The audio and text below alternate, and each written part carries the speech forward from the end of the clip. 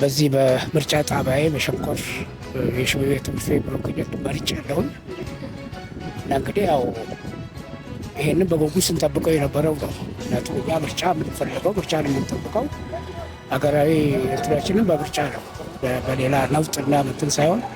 ይሄ ደግሞ ሀገራችን በዚች በምስራቅ አፍሪካ አካባቢ በምርጫ እና በምርጫ ብቻ ምስራቅ አፍሪካን እያስተማረች ያለች ሀገር በመሆኗ ነው ዛሬ በምርጫ እና ቀደም ሲሉ የነበሩትን ስድስቶችንም ተሳትፌያለሁ።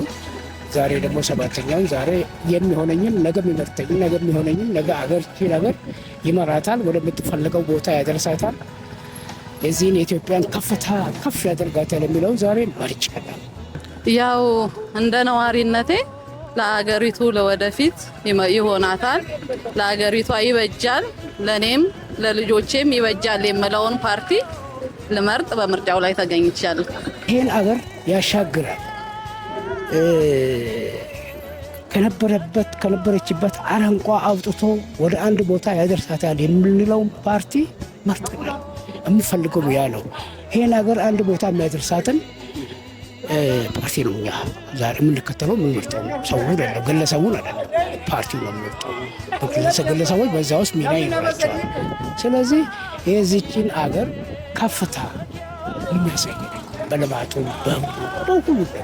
በሁሉም ነገር በአስፔክቱ በፖለቲካው በማህበራዊም በሁሉም በኩል። ስለዚህ ከዛ አኳያ ይህን ፓርቲ መርጠናል፣ የምንፈልገው ፓርቲ መርጠናል። ምርጫው ፍትሐዊ እንደመሆኑ መጠን ሰባተኛው ሀገራዊ ምርጫ ከሌላው ጊዜ የበለጠ በዝግጅቱም ፍትሐዊ ይሆናል፣ ለሀገሪቷም ይበጀናል፣ መጪው ጊዜ ብሩህ ያደርግልናል ብዬ ተስፋ አድርጌያለሁ በዚህ ምርጫ።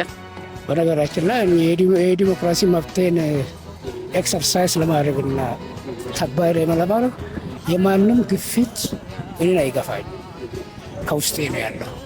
ስለዚህ የኔ ራይት ማለት ነው፣ የኔ መብቴ ነው ማለት ነው። ስለዚህ በሰው ግፊት ወደዚህ የሚመጣ ሰውም አይደለሁምም አልነበርኩምም አይደለም ለማለት ነው ባጭሩ።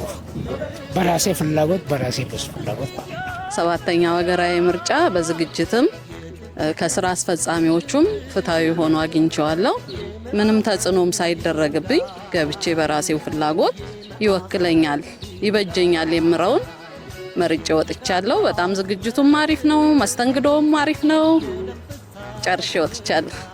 እጅግ በጣም ከመግቢያው ከፍተሻው ጀምሮ ማለት ነው ከፍተሻው ጀምሮ የነበሩ ልጆች የነበሩ ፖሊሶች ውስጥ ደግሞ ስንገባ ልጆቹ ይሄንን ለተወካዮች ምክር ቤትና ለክልል ብቻ የሚያሳዩ ትንሽ ማብራሪያ የሚሰጡ ልጆችን ጀምሮ እስከ መጨረሻው ድረስ ያሉት ቬሪ ናይስ ቆንጆ ነው።